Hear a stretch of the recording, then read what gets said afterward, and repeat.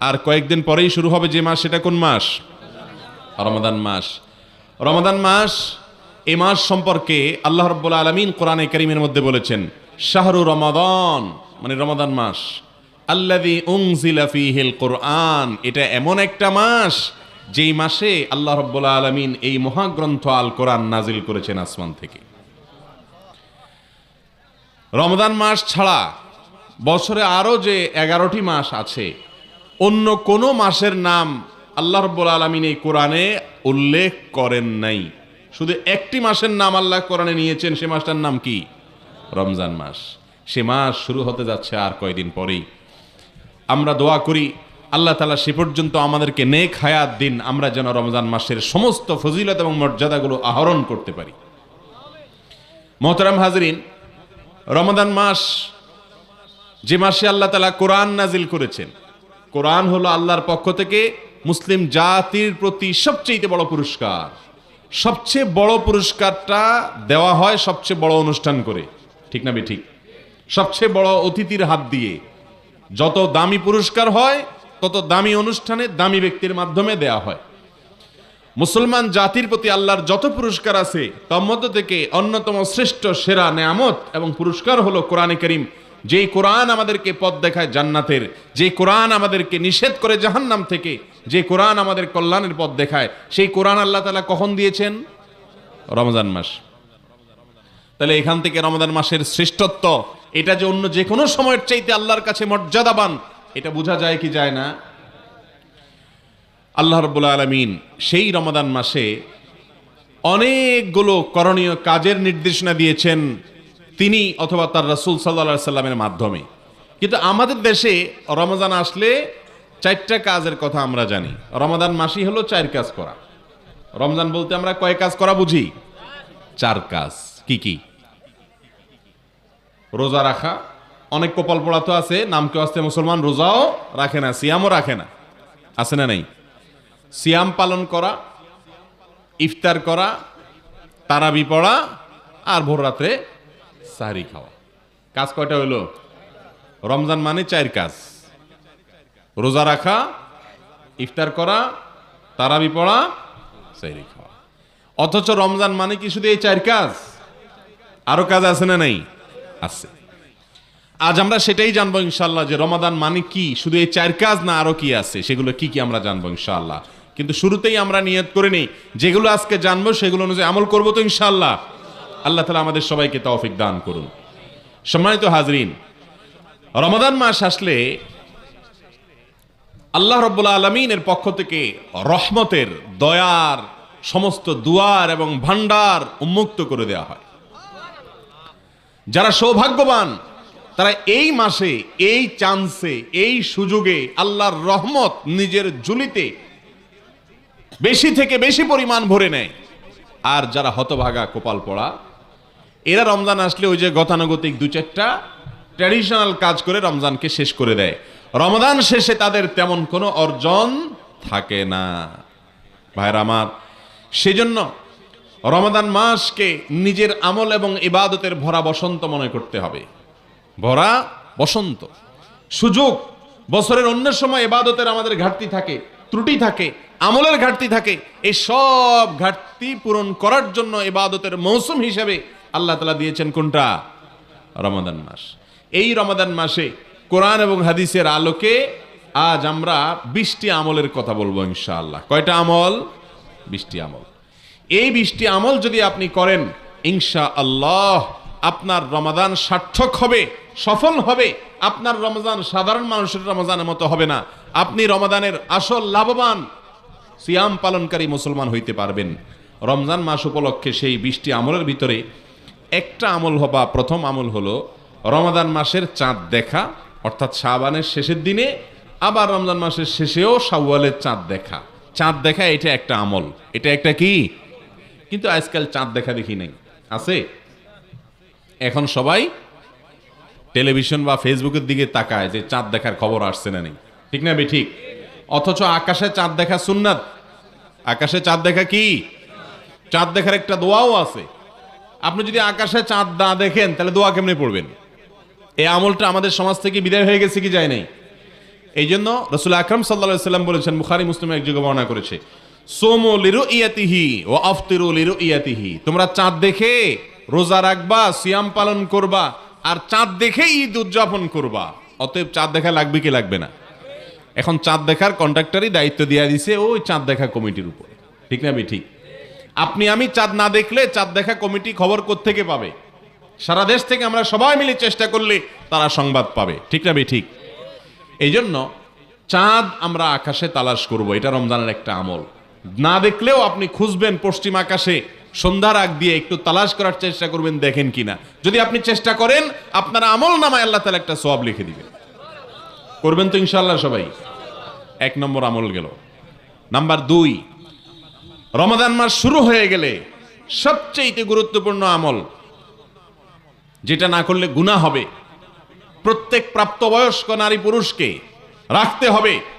নারীরা মাসিক হলে রাখবেন না, আবার রমজানের পরে যখন সুস্থ হবেন আবার সেগুলো রেখে দিতে হবে। মাসিকের কারণে যে রোজাগুলো বাদ যাবে। রমজান মাসের সবচেয়ে গুরুত্বপূর্ণ আমল হলো রোজা রাখা। কি আমল? রোজা রাখা। রমজান মাসে রোজা রাখা নফল কাজ না ফরজ কাজ? ফরজ কাজ। ফরজ কাজ যদি কেউ না করে তাহলে সে আল্লাহর কাছে বড় অপরাধ, মহাপাপ করলে যে পাপী হয়, যে অপরাধী হয়, সেই অপরাধী হবে। অথচ আমাদের এই সমস্ত এলাকাগুলোতে বা দেশের বিভিন্ন জায়গাতে দেখা যায় অনেক মানুষ, আল্লাহ তাআলা তাদেরকে একেবারে বিছানায় ফেলে দেন নাই, এত অসুস্থ হয় নাই, অথচ তারা রোজা রাখে না। আছে না নাই? ভাইরা আমার, রাসূল করিম সাল্লাল্লাহু আলাইহি ওয়াসাল্লাম আমাদেরকে যে কাজগুলো করার নির্দেশ দিয়েছেন সেগুলো আমরা যদি না করি, বিশেষ করে যেগুলোকে ফরজ বিধান হিসেবে আল্লাহর পক্ষ থেকে ঘোষণা দিয়েছেন, কোরআনে এসেছে, হাদিসে এসেছে, সেই ফরজ কাজ যদি কেউ না করে তাহলে সে নিজেকে মুসলমান দাবি করলে সেটা সত্য দাবি হতে পারে না। রোজা রাখা ফরজ না নফল কাজ? ফরজ। অতএব একজন প্রাপ্তবয়স্ক নারী বা পুরুষের জন্য রোজা না রেখে থাকা, সুস্থ মানুষের জন্য রোজা না রেখে থাকা জায়েজ না হারাম? হারাম। ভাইরা আমার, যদি কেউ রোজা না রাখেন আর এই অবস্থায় তার মৃত্যু হয়, আল্লাহ না করুন, তাহলে মহাপাপী অপরাধ হিসাবে তার মৃত্যু হলো। এই জন্য আল্লাহ বলেছেন কোরআনে, কুতিবা আলাইকুমুস সিয়ামু কামা কুতিবা আলাল্লাযীনা মিন ক্বাবলিকুম লাআল্লাকুম তাত্তাকুন। ও ঈমানদারেরা, তোমাদের জন্য রোজা ফরজ করা হয়েছে যেমনি ভাবে ফরজ করা হয়েছে তোমাদের আগে যত জাতি পৃথিবীতে আসছে, যত নবী রাসূল পৃথিবীতে এসেছেন, সবার উপরে রোজা ফরজ করা হয়েছে, তেমনি ভাবে তোমাদের উপরেও রোজা ফরজ করা হয়েছে। অর্থাৎ এটা শুধু আমাদের উপরে ফরজ করা হয় নাই, আগের যুগের সমস্ত নবীদের উপরে, সমস্ত জাতির উপরে, সকল রাসূলদের জাতিদের উপরে আল্লাহর পক্ষ থেকে ফরজ ছিল। সবাই রোজা রেখেছেন। আপনি রোজা না রাখলে আপনি কপাল পোড়া হয়ে যাবেন। কথা কি বুঝাতে পারছি? ভাইরা আমার, নবী করিম সাল্লাল্লাহু আলাইহি সাল্লামের হাদিস থেকে আমরা জানতে পারি, রোজাদার ব্যক্তির জন্য যেরকম পুরস্কারের কথা আছে, যারা সুস্থ সবল মানুষ হওয়ার পরেও রোজা রাখে না, কিয়ামতের ময়দানে কঠিন শাস্তির মুখোমুখি আল্লাহ তাআলা তাদেরকে করবেন। এবং মৃত্যুর পরে আল্লাহর সামনে যখন হাজির হবে, যখন তারা তাদের বিচার হয়ে যাবে, তখন জাহান্নামে রোজা না রাখার কারণে কোন কোন বর্ণনায় আসছে পাও উপর দিকে ঝুলিয়ে তাকে প্রহার করতে থাকা হবে। আনন্দ লাগে না?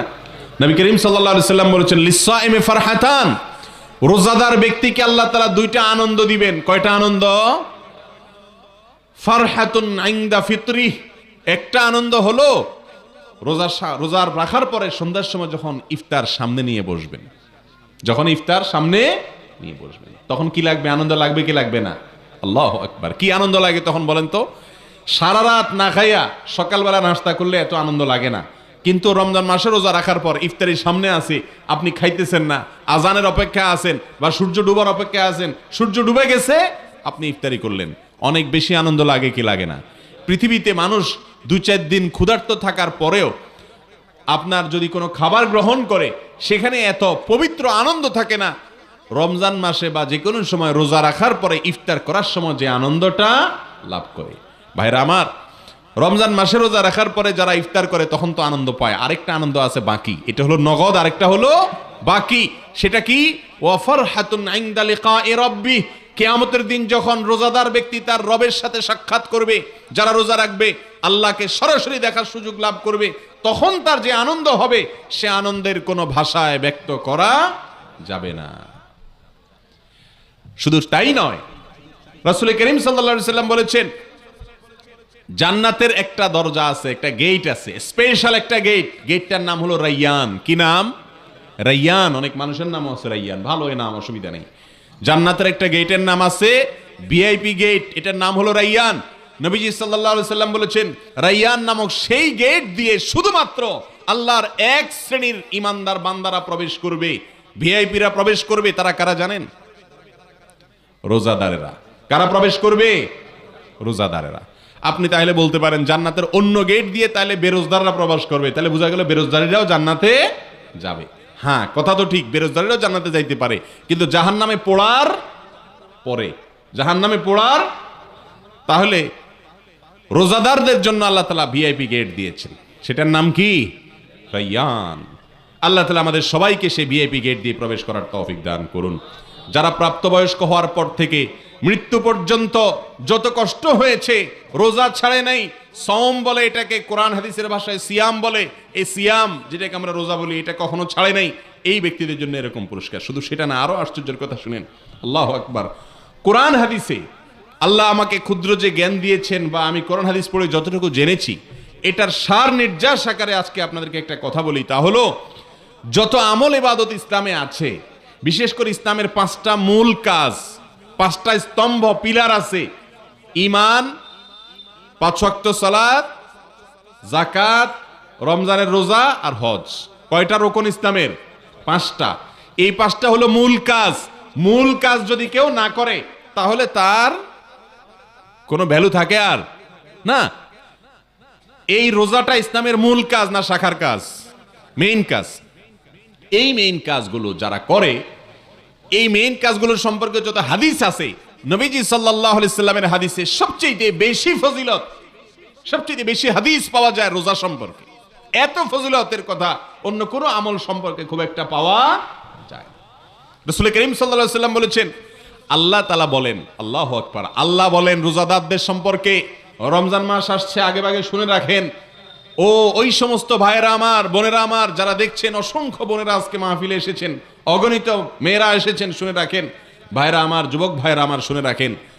যারা আল্লাহ রাব্বুল আলামিন বলেছেন রোজা রাখবে, তাদের সম্পর্কে বলেছেন মানুষ যত ভালো কাজ করে, সেটা কোরআন তেলাওয়াত হোক, ওয়াজ করা হোক, ওয়াজ শোনা হোক, মানুষকে ভালো কাজ করা হোক, দান সদকা করা হোক, নফল নামাজ পড়া হোক, যত আমল করে মানুষ, সমস্ত আমলের সওয়াব আল্লাহ তাআলা 1 গুণ থেকে বাড়াইতে বাড়াইতে 700 গুণ পর্যন্ত দিবেন। কোনটা আল্লাহ তাআলা অগণিত সওয়াব দিবেন। কিন্তু রোজা সম্পর্কে আল্লাহ তাআলা কত নেকি দিবেন, একটা রোজা রাখলে কয়টা সওয়াব দিবেন, কয়টা নেকি দিবেন, এর কোনো ফিগার, অঙ্ক, পরিমাণ আল্লাহ উল্লেখ করেন নাই। আল্লাহ বলেছেন ইল্লা সাওম, তবে রোজা এমন একটা আমল, আস-সাওমু লি ওয়া আনা আজজি বিহি, আল্লাহ বলেছেন রোজাটা বান্দা আমার জন্য রাখে। কার জন্য রাখে? আল্লাহর জন্য রাখে। আল্লাহ বলেছেন এই জন্য ওয়া আনা আজজি বিহি, আমি রোজার পুরস্কার নিজে হাতে দেব। ভাইরা আমার, রোজার পুরস্কার আল্লাহ নিজে হাতে দিবেন। আমল নামায় ফেরেশতাদের মাধ্যমে অন্যগুলা দিলেও রোজার পুরস্কারটা স্বয়ং আল্লাহ রাব্বুল আলামিন নিজের হাতে রোজাদারকে দিবেন ইনশাআল্লাহ। কি দিবেন সেটা আর বলেন নাই, কারণ এত বড় পুরস্কারের অ্যারেঞ্জ আল্লাহ তাআলা রেখেছেন, এটাকে সারপ্রাইজ হিসাবে কিয়ামতের দিন দিবেন। আল্লাহ তাআলা আমাদের সবাইকে সে পুরস্কার অর্জন করার তৌফিক দান করুন।